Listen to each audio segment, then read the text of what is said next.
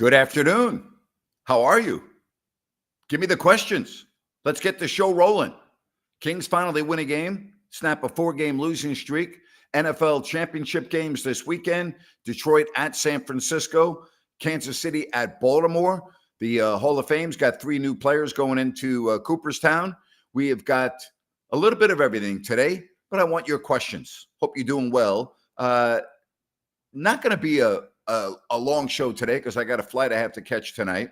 But you need some Grant Napier energy, huh? Because you're sleepy at work. Come on, man, wake up. Let's go. Can't be sleepy at work. Got to get your work in. Go home and sleep after you're done with work. De'Aaron Fox looks like he's been sleepy at work, huh? I think he needs some of the Grant Napier energy, you know? All right, we got Patrick checking in from Long Island. Nothing against the Lions, but found myself rooting against Detroit. I had enough of NBC's broadcast pumping up the city out of the breaks. The car museum, the pizza, the music. Yeah, but you know what? That is you can't blame that on the Lions, Patrick. And I know you said nothing against the Lions. I'm not rooting against Detroit. I mean, it's just the way it's been. I'm not. Why in the world did the Bucks fire their coach? Because Adrian Griffin was doing a bad job. That's why. And why Doc Rivers? I mean, why Doc Rivers? Doc Rivers has got to be the most overrated coach in the NBA. Seriously. And I like Doc. I like him as a person. I think he's a great guy. But I wouldn't hire Doc Rivers as my coach. How many chances are you going to get? Yeah, you won a championship in Boston. I could have coached that team to a championship. Disappointing in LA with the Clippers. Did nothing in Philadelphia. Right? I mean, why Doc Rivers? You know, Adrian Wojnarowski and Shams Charania are talking about, Doc is hot on the Bucks list. Why? Like, why?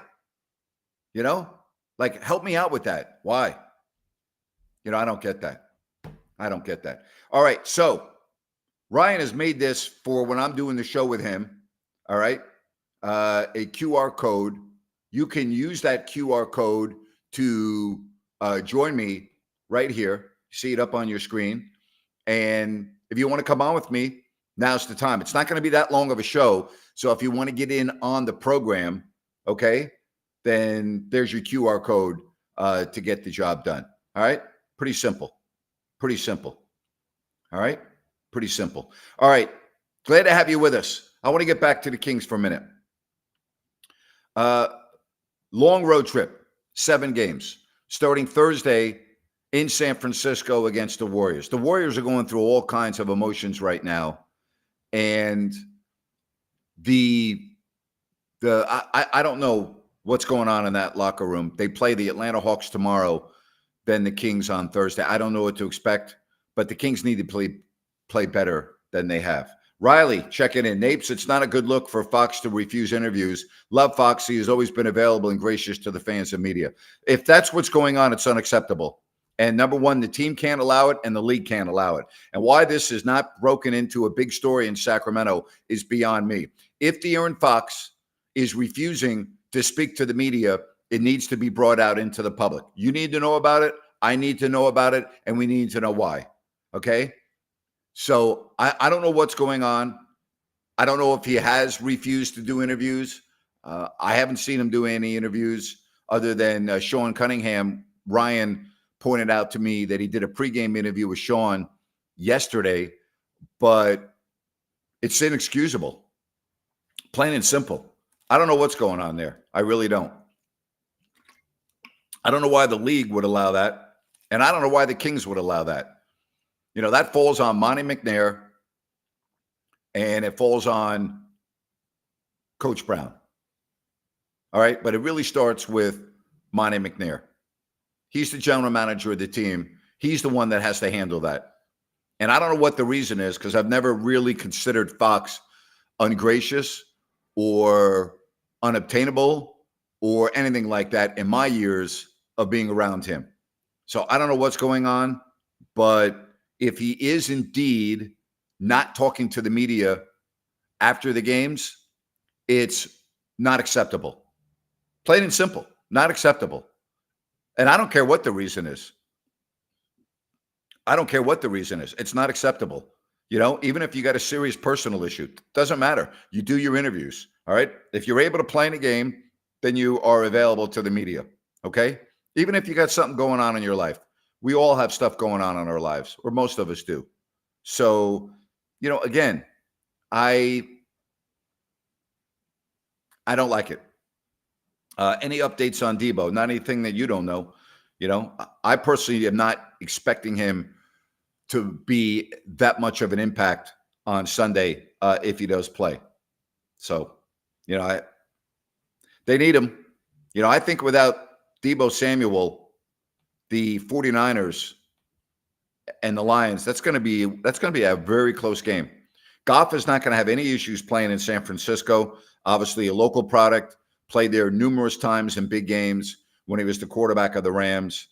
That's not going to be an issue for him. That doesn't mean he's not going to make a mistake or two. I don't know that, but he's not going to have an issue playing there. For the 49ers, I want to see their defense play better. I really do. I think their defense has got to play better than they did on Saturday night against Green Bay. So, all right, give me your questions. Fire them right my way, and we can talk about whatever you want. Who are you picking this weekend? I'll give you my picks coming up on Friday. But, again, I'm leaning towards Baltimore and Detroit right now. Why would the Bucks coach be considered a bad coach when they're 30-13? He's had some horrible losses out of the 13. There are a lot of issues that I'm reading about going on in that locker room. So, that's why. In my professional opinion, what is wrong with the Kings? Well, first of all, when you say what is wrong with the Kings, let's understand that they're 6 games over 500. So let's keep that in mind, and they're 7th in the West. I think that they are a one-dimensional team. I think they're a one-dimensional team, and that means that they can only beat you by shooting the 3. They can't beat you any other way. So they're a one-dimensional team, and they're a bad defensive team. So when you ask me, Kevin, what's wrong with the Kings, I don't like the word wrong. I would like the question of what do the Kings need to do to become an upper echelon team? And in my opinion, they need a different piece to the puzzle that they don't currently have to give them what they're missing, and they must play better defense. So there you have it. That's how I look at it. How would I fix them? Great question. And I don't have the answer necessarily to that. But this team definitely needs to make a trade. They need to go out and get that missing piece. I know a lot of people think Keegan Murray is going to be part of that trio with Fox and Sabonis. I would be more on the agreement side than disagreement, but I want to see. I mean, he is what he is. He's a very, how do I want to say this? He doesn't change his emotions on the court. He's very steady. I think his defense has been very good this year. I think his improvement has been good. I don't know what his ceiling is, but I don't like what I'm seeing right now from this team. I don't like seeing. I don't, and I'm really puzzled by what's going on with Fox. I really am, and I'm puzzled by the fact that the Sacramento media is giving him a pass with not talking after games. I don't understand it. I got to tell you this: the late Marty McNeil from the Sacramento Bee, he would have never stood for that. He would have gone right up and gotten in someone's face. Aileen Voisin, former columnist for the Sacramento Bee, she would have never, ever stood for that. She would have ripped the team and Fox if he's blowing off the media, okay? I'm just telling you, I've been around those individuals. Those are two of the folks that would have had a problem with it. Again, I may be missing something here. So if I'm missing something here, then help me out. I'm surprised that Sam Amick from the Athletic, who's at a lot of the games in Sacramento has not talked about this. If he has, forgive me, I haven't seen it. It's beyond me how the beat reporter or the beat reporters, I think they have two of them that switch off and on, have not brought this into the forefront. You're right. Ari Graswich would have never gone for this. He would have had your great point, Kevin. Good job there. So why is it that the local media that covers this team is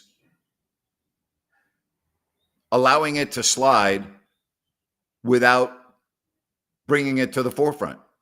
Like, I don't understand that. I just don't. Unless there's something that has happened that I'm not privy to. And when I mean that's happened, that I would know about it because it's public. I don't know. Makes no sense to me. You know, I don't really pay attention to bias or a mayor. Sorry about that. I don't really, you're talking about Tobias. I'm sorry. Thoughts on the one trade rumor where we've heard the Kings are looking at Tobias Harris. I don't pay attention to trade rumors because 99% of them don't ever happen. So I don't really put a lot of oomph in the trade rumors. They're kind of, did you think that Pascal Siakam was going to the Indiana Pacers? No, it just happened, right? Did you think Domantas Sabonis 2 years ago was going to Sacramento? Right? I mean, what about that? Right? So most of the trades that happen you don't know about, and they just pop up. Look at how they treated Cousins, gutless. I'm not really sure which way you're going with that. All right, again, if you want to fire away with your questions, I am here. Be with you for about 30 minutes, and then we'll wrap it up. Hey, tomorrow, 3 o'clock, Sean Salisbury will preview the NFL championship games, and then Jerry Reynolds coming your way at 4 o'clock. That's tomorrow. 3 o'clock, Sean Salisbury, 4 o'clock. All right, 4 o'clock with Jerry Reynolds. Talking about the media, how? I can't read your mind, so I don't know which way you're going with that, but I appreciate you reaching out to me. All right? Again, I don't pay attention to rumors. I've never paid attention to rumors. They don't mean anything to me. I know your question is, agreed, rumors are flying all over the place and probably thrown out there by sports agents. Most of the time it is by sports agents, but, again, they don't mean anything to me. I don't pay attention to them, Is this Boston's year to get another trophy? We'll see. I think they got the best team, and I think getting Drew Holiday is the missing piece for them.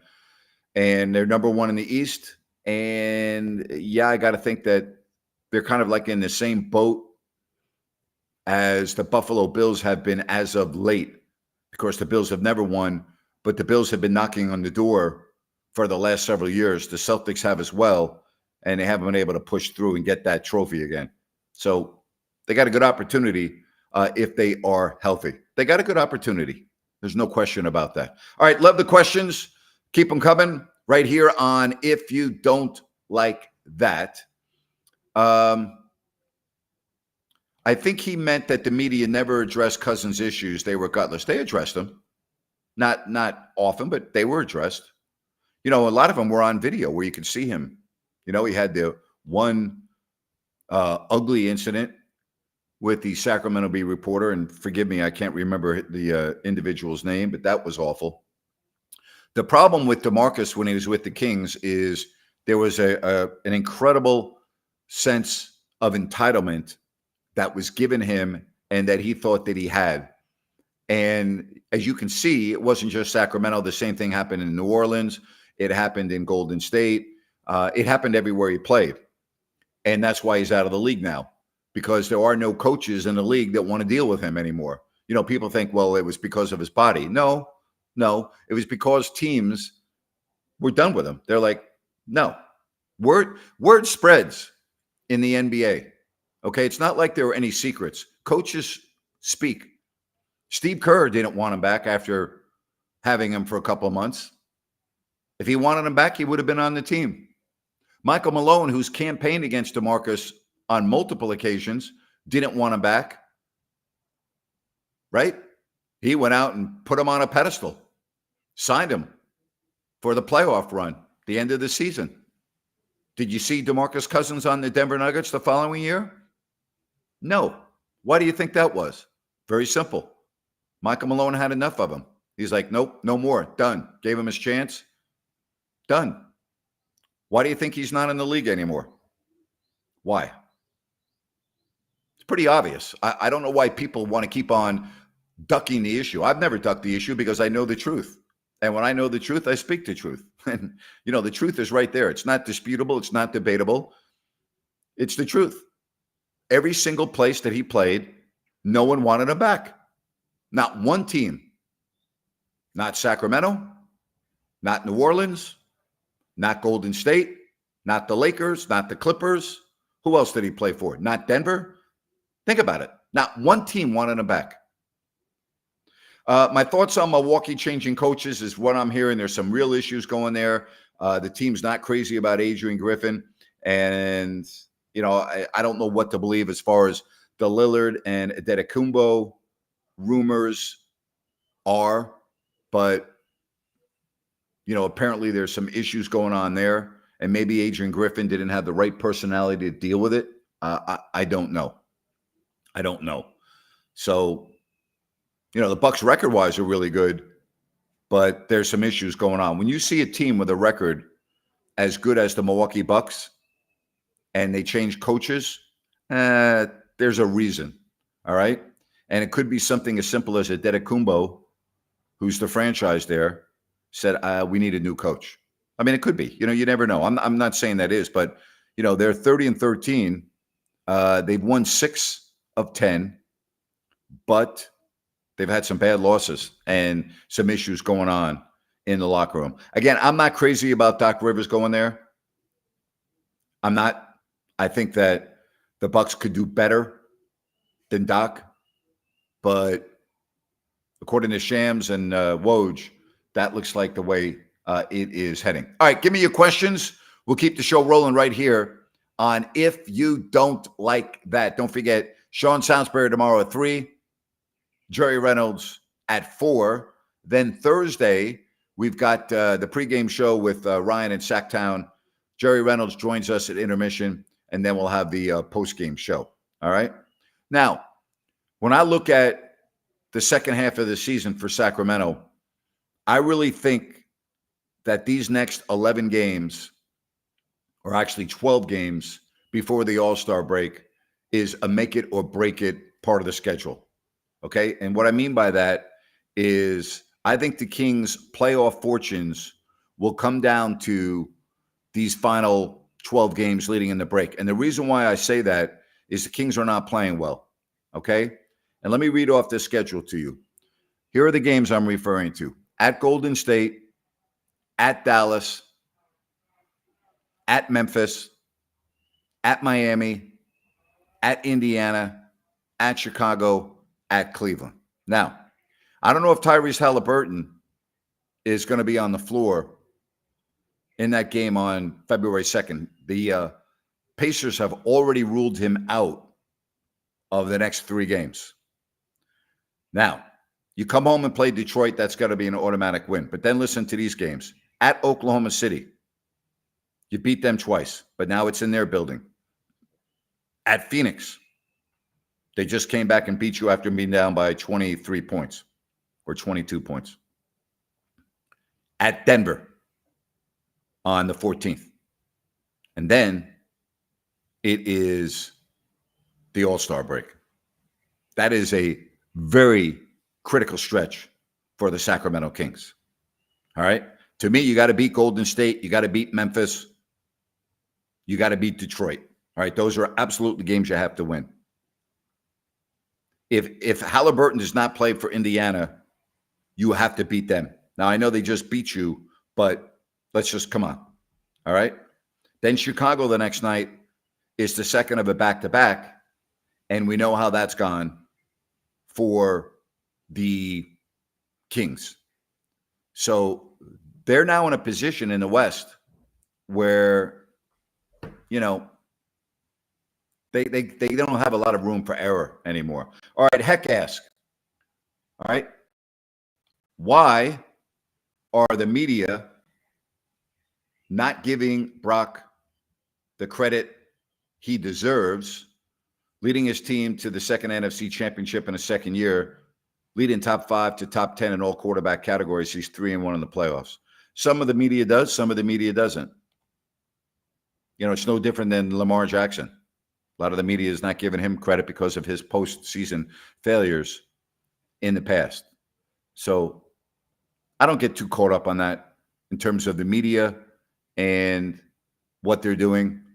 As long as the players inside that locker room get it, then that's all that really matters. You know, that's all that matters. I don't get too caught up in that stuff.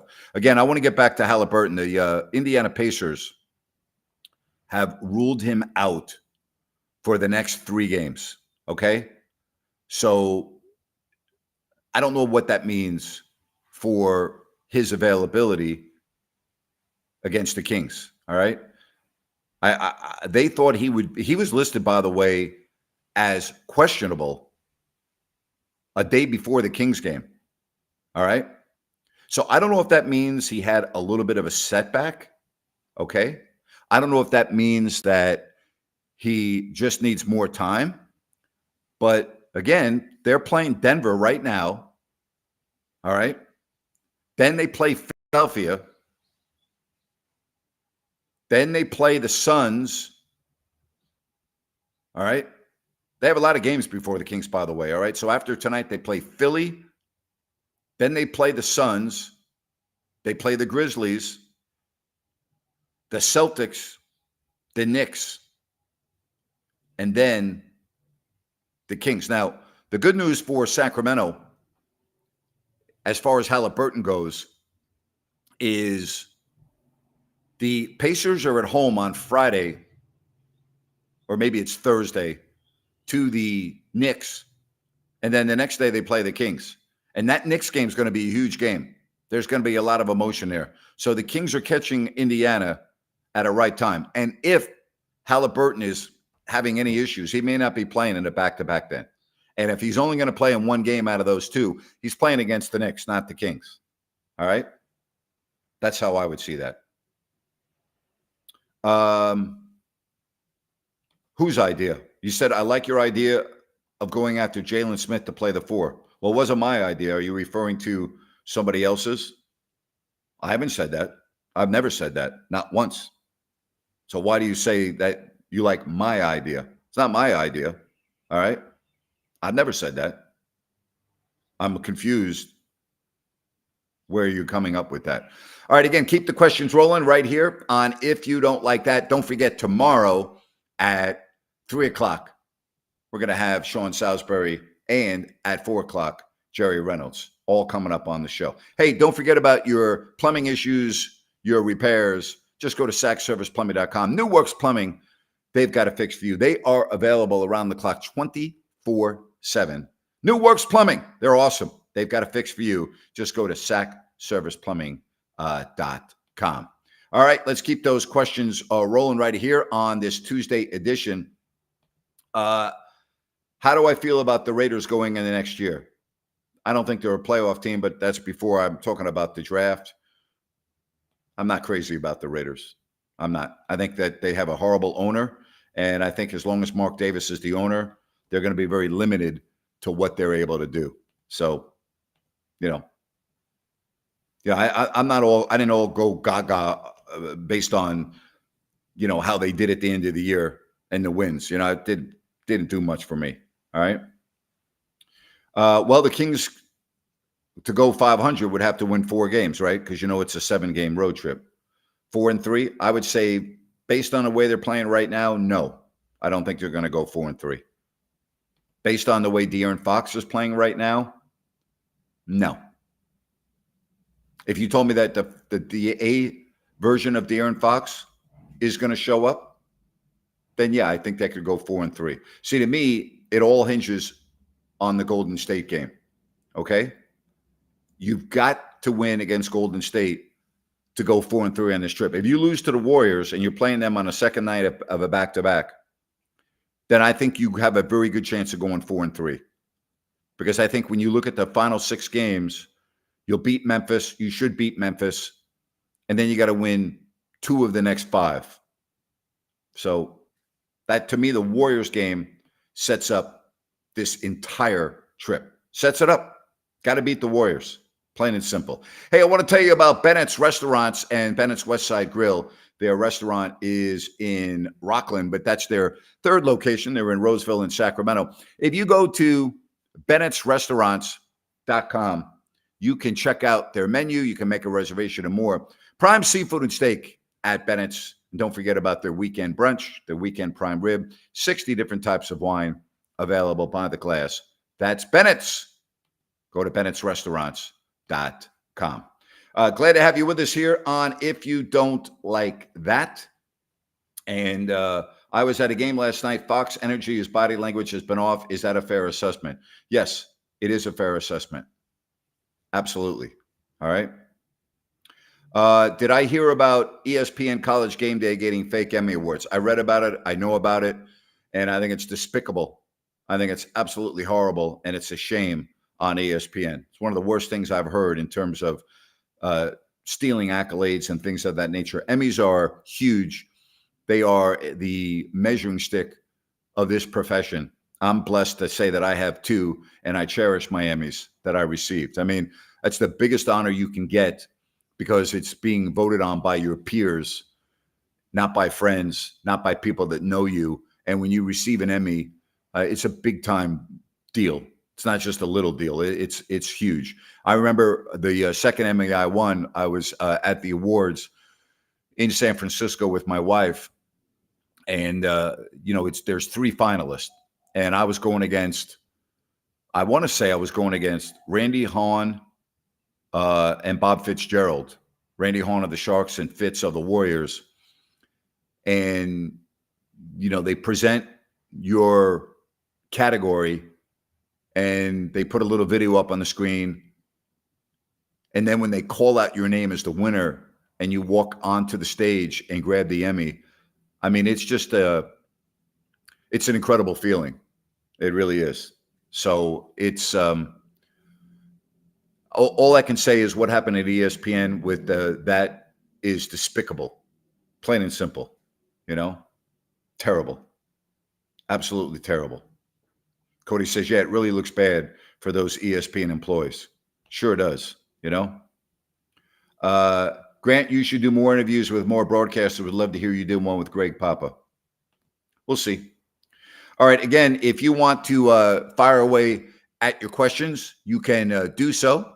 I'll be with you for just a couple more minutes. I got to wrap up the show and get going here, but really appreciate all of you for your questions and being on here. And don't forget, 3 o'clock tomorrow, Sean Salisbury, and 4 o'clock, Jerry Reynolds. And then Thursday, we'll get you going with all of the Kings coverage. Cody, you hit it right on the head with that story. And, it's really sad. I'm going to do my podcast on this on Friday. What's going on in our society with a lot of the Bulls fans booing Jerry Krause's name, who's deceased, and his wife was there. That's horrible, and then you see the Bills fans throwing snowballs, at the Chiefs. And I mean, it goes on and on, it really does. And then you have this story coming out of ESPN. It's really awful what's going on, and you got all this phony political correct nonsense from our sports leagues like the NFL, putting all their crap on the field and all their nonsense on the back of helmets. It's wokeness. It's awful. It means nothing. It does nothing other than just, to me, embarrass the leagues with their stupidity, with their social and political messaging. It's awful. It's awful. I give Gary Bettman a lot of props for saying no more warm-up jerseys for Pride Night and all the other things that we're doing. We're not doing that anymore. All right? We're not putting that on the players. You want to have Pride Night? We encourage you to have Pride Night. We support you having Pride Night, but we're not going to have our players go out on the ice wearing Pride jerseys. Good for Gary Bettman, nor should they. All right.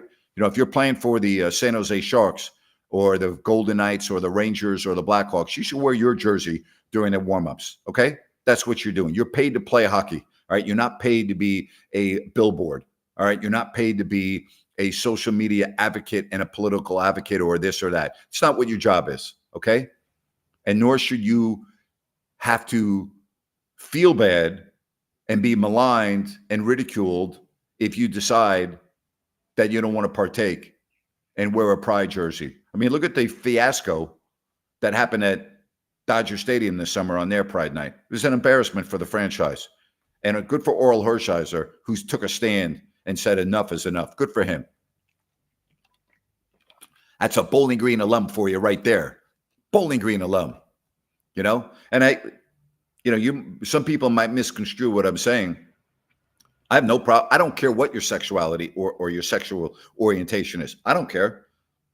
I don't care if you're transgender. I don't care. It makes no difference to me. Be happy. That's what matters to me. Be happy. But don't force it upon me or anyone else that lives the lifestyle that I live. Don't. I'm not jamming stuff down your throat. I'm not out saying you have to do this, you have to do that. Don't do it to me either. You want to live your life. Your sexual orientation is your business. Go for it. Be happy. Be happy. But don't feel like you get special privilege because you're this or you're that. You don't get a special privilege. You're just like me. All lives matter. Every single one. Your life doesn't matter more than mine and vice versa. So don't think that you need special privileges because you have a certain religion or a certain sexual orientation or a certain this or a certain that. No, you don't. Okay? You don't. That's it. All right? My pleasure. I appreciate you joining me right here with your questions. Agreed. Thank you. I know not everyone agrees, but a lot of people that don't agree with me do agree with me, but they feel like that in our society, they have to be politically correct so they don't get canceled, because I got canceled because I didn't fall in line with the wokeness of Bonneville International, who used me as a sacrificial lamb to show Black Lives Matter. Oh, we fired a guy because he said all lives matter, every single one. We're on your side. Because I didn't fall in line with their political correctness. They fired me. As I said, we'll see you in court. All right. Too bad that Caitlin Clark can't play her whole career in college. She's pretty special. Pretty amazing. I would agree with you there. All right. I got to wrap this show up tomorrow. All right. Jerry Reynolds, 4:00. 1 hour before that, Sean Salisbury. Appreciate each and every one of you. Thank you so much for all of your messages today. And I'll look forward to talking to you tomorrow. Make it a really good Tuesday evening. Thanks for being right here on If You Don't Like